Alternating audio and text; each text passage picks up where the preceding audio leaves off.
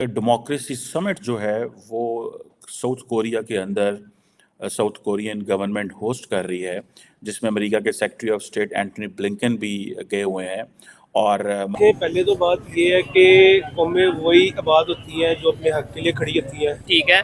हमें अगर देख रहे हैं कि अभी आप सूरत हाल देख रहे हैं रमज़ान की, कोशिश करूंगा कि क्या क्यों नहीं बुलाया गया, ऐसी क्या वजह है, क्योंकि पाकिस्तान के फॉरेन ऑफिस के किसी पेज पे ऐसी कोई चीज़ नहीं है कि हम कोई पैगाम नहीं है, इस हवाले से कोई पार्टिसिपेशन नहीं है। ये पूरी दुनिया में किस नजर से देख रही है और क्या, और बाकायदा पाकिस्तान आर्मी के अगेंस्ट उन्होंने प्रोटेस्ट किया, नारे लगाए हैं, क्या कहना चाहेंगे इसके ऊपर? साहब ने उन्होंने इसलिए कर दिया था, उन्होंने कहा क्योंकि इनकार इसलिए बनता है क्योंकि हमें कहा गया था वीडियो पैगाम भेजो, अब और खुद नहीं आपने आना। ठीक है जी। नमस्कार दोस्तों, साउथ कोरिया में डेमोक्रेसी समिट हो रहा है जिसमें पाकिस्तान को इनवाइट नहीं किया गया है। पाकिस्तानी कह रहे हैं हमारे यहाँ डेमोक्रेसी खत्म हो चुकी है, ऐसा क्यों किया इसने? तो अब देखिए पाकिस्तानियों ने क्या बोला इस वीडियो में।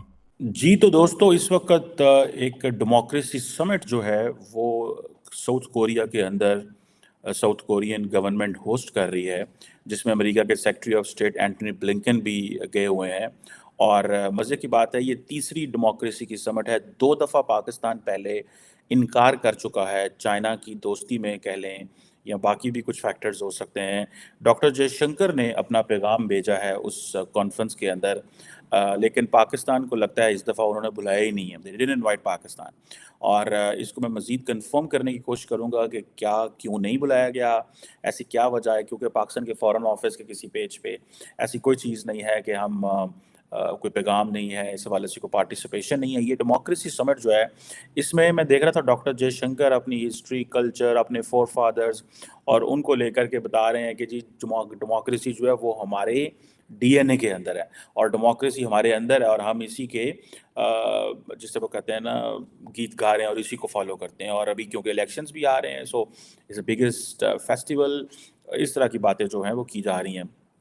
अब क्वेश्चन ये है कि रिसेंटली भी एक रिपोर्ट आई थी कि दुनिया के 100 ऐसे मुल्क हैं जो वो जिसे वो कहते हैं ना कि जिनके अंदर ये फ्रीडम वगैरह कम हो रही है। बहुत सारी रिपोर्ट्स आती रहती हैं। अभी इस वक्त फॉर एग्जांपल दिस ईयर जो समिट का एजेंडा है वो 3-4 चीज़ों पे है। एक तो वो कहते हैं जी डिजिटल थ्रेट्स टू डेमोक्रेसी क्या हैं, जिसमें मिस इन्फॉर्मेशन है, आर्टिफिशियल इंटेलिजेंस है, डीप फेक है। डीप फेक बड़ा चैलेंजिंग चीज़ है कि आप चेहरा किसी का लगा दें, आवाज़ किसी की लगा दें और आम बंदा उसको समझ नहीं पाएगा, लेकिन आम बंदा यही समझेगा कि आपने नरेंद्र मोदी की जो है वो तस्वीर लगा दें और अल्फाज पीछे से कुछ और लगा दें। अगला बंदा जो कि प्रोसेस नहीं कर सकता उस इन्फॉर्मेशन को या शायद बहुत ज़्यादा चीज़ों को ना समझे और जिस तरह वायरल हो जाती हैं चीज़ें, तो ये चैलेंजेस होते हैं फेक न्यूज़ के हवाले से और डिसइन्फॉर्मेशन के हवाले से।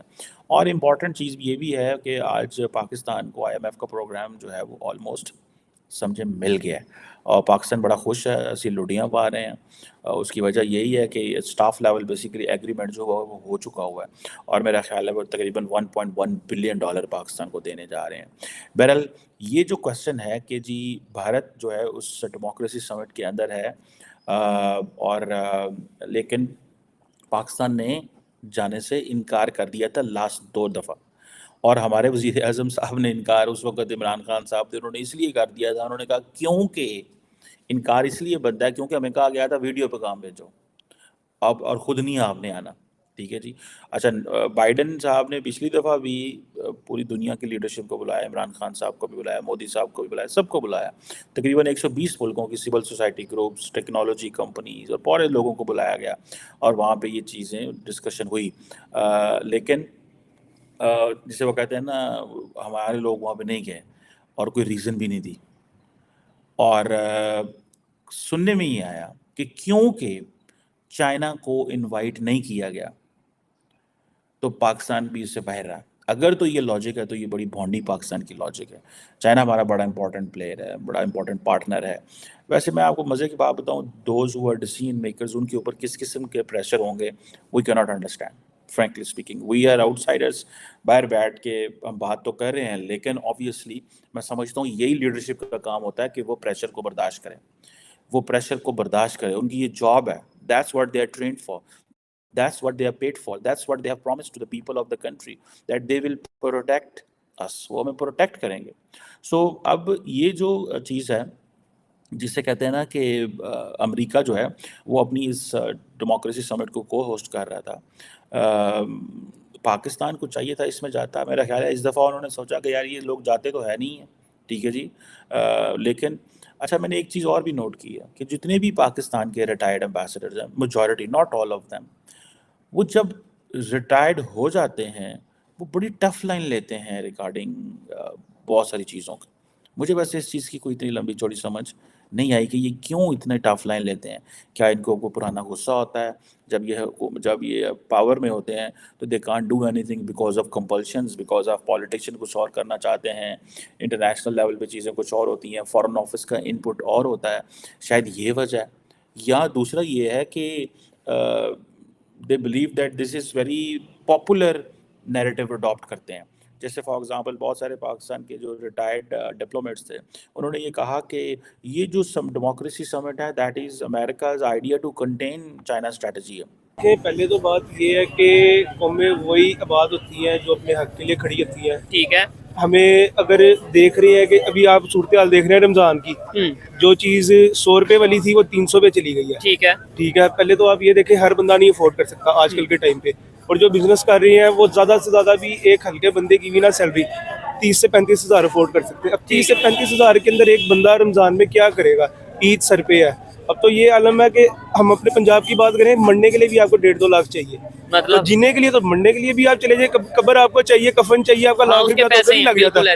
ठीक है, तो अगर मरने के लिए आपको लाख चाहिए तो जीने के लिए कितने चाहिए? ठीक हो गया। अच्छा, एक आपसे भी ये सवाल करूंगा, ठीक है, ये महंगाई का तो इन्होंने जिक्र कर लिया, लेकिन क्या वजह है जो अफगान पश्तून है वो वहाँ पे प्रोटेस्ट करते नजर आ रहे हैं, बलूचिस्तान के लोग, हमारे अपने लोग वहाँ पे यूनाइटेड नेशंस के बाहर प्रोटेस्ट करते नजर आ रहे हैं? क्या रीजन है? पूरी दुनिया में किस नजर से देख रही है और क्या, और बाकायदा पाकिस्तान आर्मी के अगेंस्ट उन्होंने प्रोटेस्ट किया, नारे लगाए हैं, क्या कहना चाहेंगे इसके ऊपर? बेसिकली बात इस तरह है कि ये जो मामला है ना बलूचिस्तान का और अफगानियों का, ये हमारी साइड से मिस हैंडल हो रहा है। अच्छा, हमारी गलती है? ये दोनों साइड से आप कह लें, ठीक है, लेकिन मेरे नजदीक हर इंसान का एक अपना ओपिनियन होता गलत है, भी हो सकता है वो ओपिनियन, लेकिन मेरे नजदीक जो है ना हमारी साइड से थोड़ा सा ज्यादा ज्यादती हो रही है। कैसे? फॉर एग्जांपल देखें सर, सबसे बड़ी ज्यादती तो मैं एक आम बंदे के साथ सवाल है कि हर बंदे को पता है जी सुई की तरफ से गैस आती है, ऐसे ही है। ठीक है, सुई नॉर्दर्न की तरह बलूचिस्तान में उनको मुहैया है गैस। नहीं, मैं कहता हूँ ये यही डिबेट खत्म हो जाती है। ये इतनी बड़ी ज्यादती आपके जो उनको वसाइल उनके पूरे नहीं मिल रहे, हकूक पूरे नहीं मिल रहे, ठीक है, तो वो तो प्रोटेस्ट उनका हक है। ठीक है। पहले